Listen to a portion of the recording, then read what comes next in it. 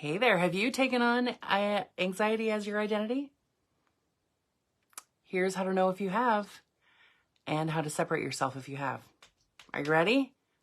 Hey, beautiful human, it's me, Rebecca Weiner McGregor, the Anxiety Eraser, and I'm here today with another episode of Effective Immediately, the show where we talk about mindset, healthy emotions, leadership, abundance, and all the good things. And I give you a mindset shift that you can focus on effective immediately. Okay, so today we are talking about the difference between identifying yourself as an anxious person or someone with feelings of anxiety. And there's a difference. The first thing I want you to do is think about how you consider, how you feel about anxiety. Is it something that shows up in your life during stressful situations?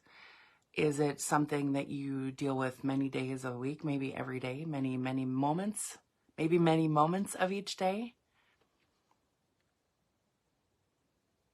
Is it something that you never experience or rarely experience? Where are you on the spectrum? Now, I'm not here to diagnose you, but I want you to know that you've probably, if you're dealing with anxiety in some way, you've probably done some self-diagnosis already. And I'm here to shake up a little bit of that same old diagnosis and same old story about anxiety, okay? All right, so first things first, I want you to consider that anxiety is a perfectly natural feeling to feel in a stressful situation. It is really natural for anxiety to show up in a situation where there's the possibility of injury or worse, right? When we are feeling like we might be emotionally injured, it's very natural for anxiety to show up as well. Now, that kind of anxiety is natural and normal. The anxiety that I help people unblock themselves from and unstick themselves from and disconnect themselves from is the kind of anxiety that shows up out of nowhere and kind of takes over your body and takes over your mind. Okay, so let's look at anxiety in a different way. And we really want to invite you to look at anxiety in a different way. And this will help you to separate yourself from anxiety already a little bit, just as we're getting started, okay? Anxiety is actually a symptom. Anxiety does not just exist on its own. And I kind of like to compare it with carbon monoxide, okay? Carbon monoxide, if you have a carbon monoxide problem, you don't just start to solve, you don't just try to fix the carbon monoxide, right? You begin to look for the source of the carbon monoxide. So imagining right now that anxiety is similar to carbon monoxide in that way. That anxiety is not just something that shows up out of nowhere. It has a source. So having a source can now shift the way we look at anxiety and actually look at it as a symptom rather than the problem itself. Now, can anxiety take over and become a problem on its own? Absolutely. Anxiety is still a symptom even when it becomes a big problem. So take that in for a moment, because if you're dealing with anxiety, the kind of anxiety that shows up out of nowhere, the kind of anxiety that's there when you wake up in the morning, the kind of anxiety that keeps your mind racing, keeps your head spinning, the kind of anxiety that stops you from living your life the way that you want to live it, the kind of anxiety that you might actually have a fear of getting anxiety in a moment, so you avoid doing lots of different things. The kind of anxiety that has you shifting your life in different ways to avoid feeling it. And then even that doesn't stop the anxiety from coming. So take a moment and take that in. And I want you to pay attention to what you've been feeling and how you have been considering anxiety in your life. So lots of people who deal with anxiety in this way, where it's showing up out of nowhere, it's like a bother. You never know when it's going to happen. Your heart might start racing out of nowhere, and it's not related to any other health problem. Your breathing might shift, and you might feel like your chest is heavy and you can't get out your words, and your thoughts are spinning, and you get amplified to a place where you're sweating, your mind is racing. That's the kind of anxiety that we're talking about here. If that is happening to you, if that is happening to someone you love, I invite you to start thinking about anxiety in a different way. You don't need to coach this person. You don't need to tell him or her or them that this is a symptom, but I just want you to start looking at it in a different way and noticing how you may be identifying yourself as an anxious person rather than someone who's dealing with anxiety. Okay, so we're taking this in. We're looking at things in a whole new way right now, right? We're having a big thunderbolt moment about the fact that anxiety is a symptom. It's not actually the source of the problem. So taking this in, taking a breath, allowing yourself to pay attention to this. Okay, so our feelings about anxiety actually help us decide, help our mind decide whether we are taking it on as an identity or something that we have to manage or something that we can actually heal. So I want you to think about, when you talk about anxiety, when you think about anxiety, first of all, I just invited you to think about it in a whole new way.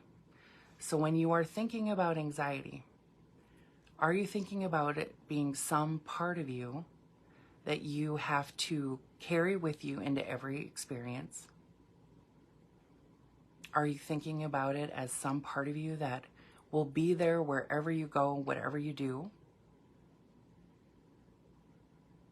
And if you're being honest with yourself, are you thinking about it as some part of you that you're kind of scared about what your life would look like on the other side of it? This is how you know if you have taken anxiety on as an identity. Now, I'm not saying that this is good, bad, right, wrong, any of that. You know, if you've been sticking around long enough, if you've been paying attention to what I talk about, that I talk about things as beneficial or unbeneficial.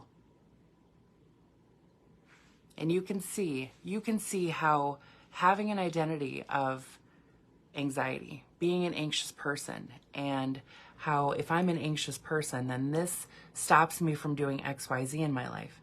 This stops me from believing that this kind of thing is possible for me in my life. This stops me from dreaming. This stops me from experiencing life the way that I want to experience it, that can be unbeneficial. Okay, so being super loving with yourself,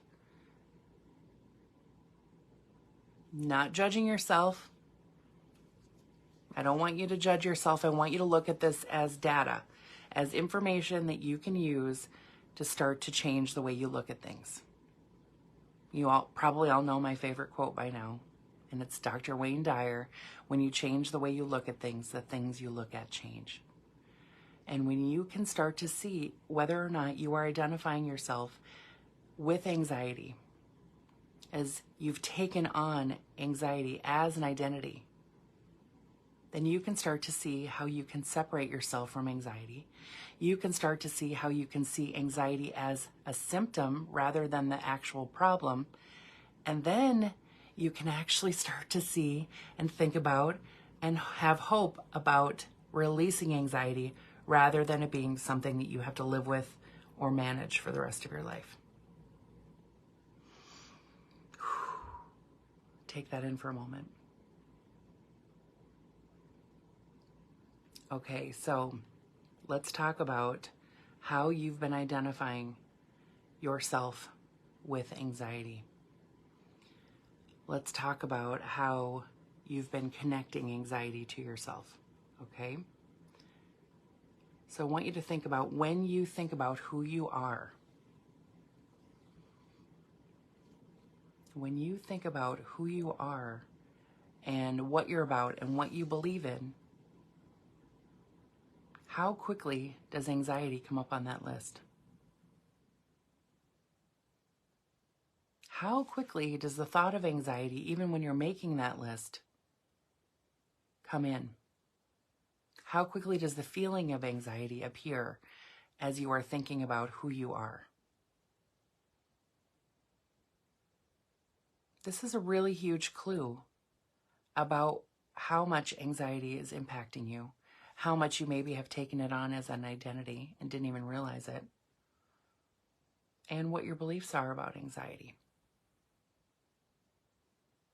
When you think about what anxiety has stopped you from doing in your life, what are those answers? And this is just data. Once again, we're just looking at the data. Do not look at this as an opportunity to judge yourself, because if you judge yourself about this, the anxiety can increase. But if you're simply acknowledging and noticing, where has anxiety stopped me in my life? You're looking at the data.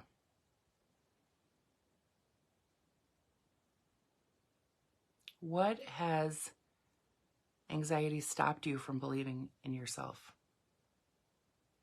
or believing about yourself? I want you to consider, what has anxiety stopped you from choosing for yourself?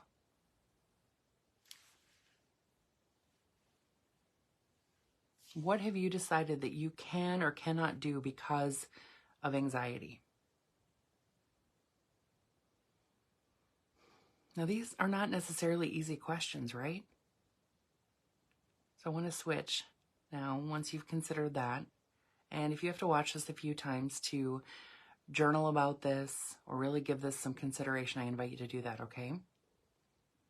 And I want you to answer this now. What outside of anxiety is really amazing and special about you? There may be a part of you that has feelings of anxiety coming in when you're thinking about even how amazing you are. When I'm inviting you to think about how amazing you are, that's telling you, well, wait, am I amazing? Am I special? Am I unique? Am I worthy of thinking of myself as amazing? Am I really what she's saying? Can this be true?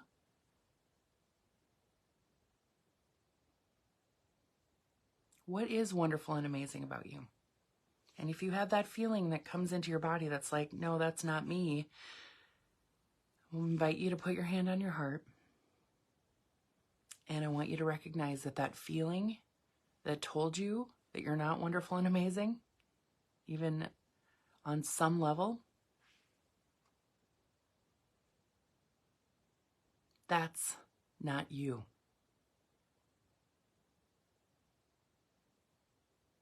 The part of you feeling that feeling is not you. The you beyond all of that is who you truly are. So think about that for a moment. You being this wonderful, amazing person with all the qualities that you were able to muster up about yourself, all the characteristics that make you the spectacular human that you are. How many times has anxiety stood in the way of those things for you? How many times has anxiety stopped yourself from acknowledging or believing those things about yourself?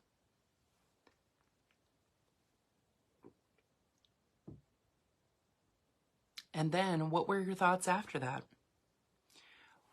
Well, I just have to live with anxiety. Anxiety is just who I am. I'm just an anxious person. There's a lot of people out there talking about how they've actually even romanticized being an anxious person. They've taken anxiety on as an identity